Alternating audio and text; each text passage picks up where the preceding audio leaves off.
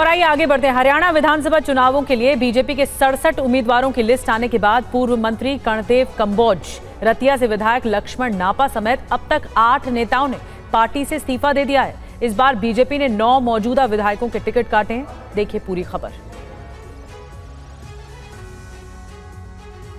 Haryana BJP के कई बड़े चेहरों ने पार्टी से इस्तीफा दे दिया है। प्रदेश बीजेपी ओबीसी मोर्चा के प्रदेश अध्यक्ष कर्णदेव कंबोज ने भी बीजेपी से रिजाइन कर दिया है, तो विधायक लक्ष्मण नापा ने भी बीजेपी छोड़ने की घोषणा की है। बीजेपी उम्मीदवारों की लिस्ट आने के बाद से पार्टी के नेता टिकट नहीं मिलने पर नाराजगी जता रहे हैं। बीजेपी उम्मीदवारों की पहली लिस्ट में 25 नए चेहरों को टिकट दिया गया, जबकि 3 मंत्रियों के टिकटों पर भी कैंची चली है, तो 9 मौजूदा विधायकों को भी इस बार बीजेपी ने टिकट नहीं दिया है। बीजेपी ने इस बार सोशल इंजीनियरिंग का पूरा ध्यान रखा है। 16 ओबीसी, 13 जाट, 13 एससी, 9 ब्राह्मण, 8 पंजाबी, 5 वैश्य, 2 राजपूत, 1 सिख जाति के उम्मीदवारों को टिकट दिया गया है। ओबीसी समुदाय के उम्मीदवारों में 5 अहीर और 5 गुर्जर उम्मीदवार शामिल हैं। इस लिस्ट की खास बात यह है कि बीजेपी ने जेजेपी के 3 पूर्व विधायकों को टिकट दिया है, तो कुछ विधायकों की सीटों को भी बदल दिया गया है। बीजेपी ने राव इंद्रजीत, किरण चौधरी, कुलदीप बिश्नोई समेत कई नेताओं के बेटों और बेटियों को भी टिकट दिया है।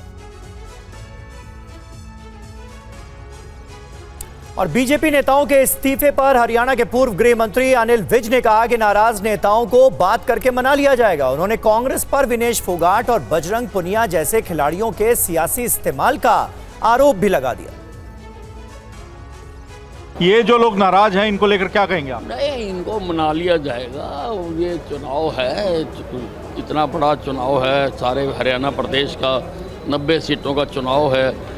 कहीं पर कोई ना कोई नाराज़गी होती है तो हमारे पास उनके साथ बात करेंगे और उनको मनाएंगे। लेकिन बीजेपी हमेशा ये कहती रही है कि हमारी पार्टी में डिसिप्लिन होता है, आला कमान जो फैसला लेता है वो सबको मान्य होता है। यहाँ ये नेता क्यों नहीं मान रहे, इस्तीफे दिए जा रहे हैं? नहीं, अभी तो बात ही नहीं करी ना, बात करेंगे और मान जाएंगे।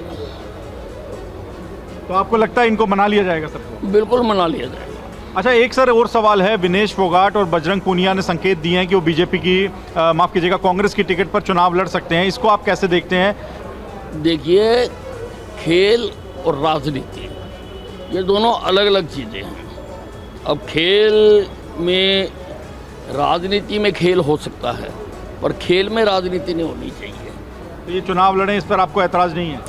कोई भी लड़े, कहीं से भी, संविधान ने अधिकार दे रखा है। लेकिन क्या आपको लगता है कांग्रेस इन दोनों ही पहलवानों का राजनीतिक इस्तेमाल कर रही है?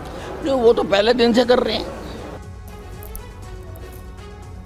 जम्मू कश्मीर में भी सियासी घमासान तेज है। बीजेपी के प्रदेश अध्यक्ष रविंद्र रैना ने इस बार जम्मू कश्मीर में बड़ी जीत का दावा किया है, तो कांग्रेस ने कहा है कि बीजेपी अब विपक्षी गठबंधन से घबराई हुई है। उनकी भी इतनी अलायंसेस होती हैं, नेशन वाइड उनकी अलायंसेस है। इस जम्मू कश्मीर की अलायंस और ख़ासतौर से कश्मीर की अलायंस से वो इतना परेशान क्यों है? या तो वो समझते हैं कि उनके जो बिसात उन्होंने 10 साल में बिछाई थी, जो ख्वाब वो देख रहे थे, या तो वो अपने ख्वाबों को चकनाचूर होते देख रहे हैं। तो ये जो अलायंस है, ये यहाँ के लोगों के वास्ते राह नजात के लिए अलायंस किया गया। पूरे जम्मू कश्मीर में इस वक्त भारतीय जनता पार्टी की प्रचंड लहर है।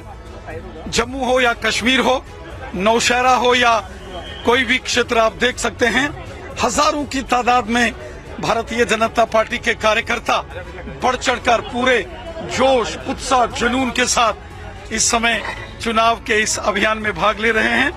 मैं उम्मीद करता हूं कि जब यहां वोटिंग होगी, प्रचंड बहुमत के साथ यहां भारतीय जनता पार्टी की सरकार बनेगी।